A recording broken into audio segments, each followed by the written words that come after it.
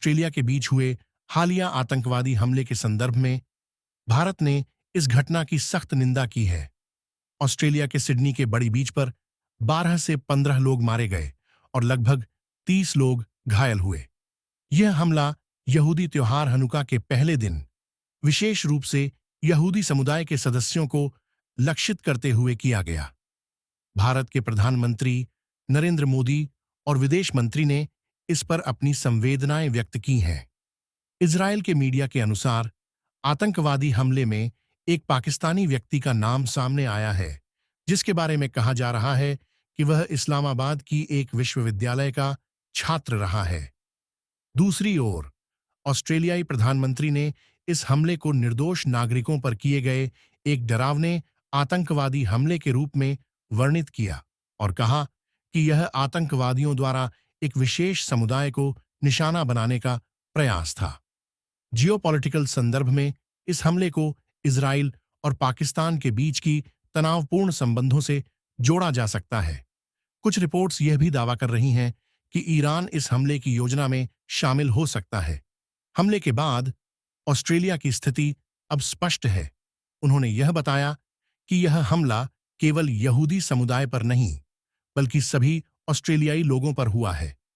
इस घटना ने एक महत्वपूर्ण प्रश्न उठाया है कि क्या ऑस्ट्रेलियाई सरकार अब फिलिस्तीन को एक देश के रूप में मान्यता देने की अपनी नीति पर पुनर्विचार करेगी।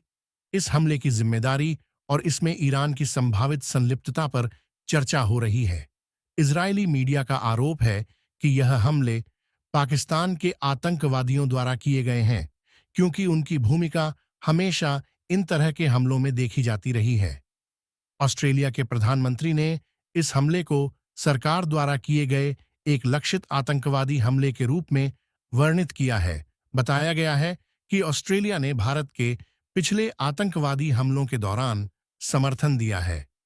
यह सब घटनाएं ऐसे समय में हो रही हैं जब अंतर्राष्ट्रीय राजनीति जटिल स्थिति में है, विशेषकर अमेरिका की पाकिस्तान के साथ संबंधों को लेकर। इस पर जोर दिया गया है कि ऑस्ट्रेलिया द्वारा इसे एक सामुदायिक हमले के रूप में देखा जा रहा है, जिसमें यहूदी समुदाय को निशाना बनाया गया है। इस हमले के बाद मदद के लिए इजरायली खुफिया एजेंसी मोसाद पहले ही सक्रिय हो चुकी है और हो सकता है कि यह घटना कहीं और की घटनाओं से प्रेरित हो। इसी घटना के दौरान आवश्यक जियोपॉलिटिकल निहितार्थों का भी विश्लेषण किया, जिसमें उल्लेख किया गया कि ऑस्ट्रेलिया हो सकता है कि भविष्य में फलस्तीन को एक राष्ट्र के रूप में मान्यता देने से पीछे हट जाए। यह संकेत किया गया कि नेतन्याहू ने पहले भी आगाह किया था कि ऑस्ट्रेलिया के इस कदम से एंटीसेमिटिज्म बढ़ सकता है।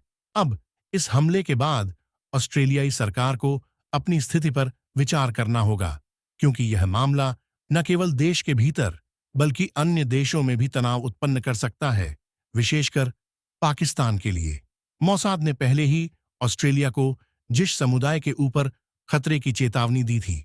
अंततः वक्ता ने संकेत दिया कि ऑस्ट्रेलिया अपनी सुरक्षा नीतियों पर पुनर्विचार कर सकता है। अंत में एक स्थानीय व्यक्ति अहमद अल अहमद ने अपनी जान पर खेलकर एक हमलावर को रोका, जिससे मृतकों की संख्या बढ़ने से बच गई। यह घटना हमें यह याद दिलाती है कि आतंकवादियों का हमला निर्दोष नागरिकों पर होता है और उससे भेदभाव से बचने की आवश्यकता है। इस हमले के बाद की प्रतिक्रियाएं भविष्य में ऑस्ट्रेलिया के विदेश नीति पर महत्वपूर्ण प्रभाव डाल सकती हैं।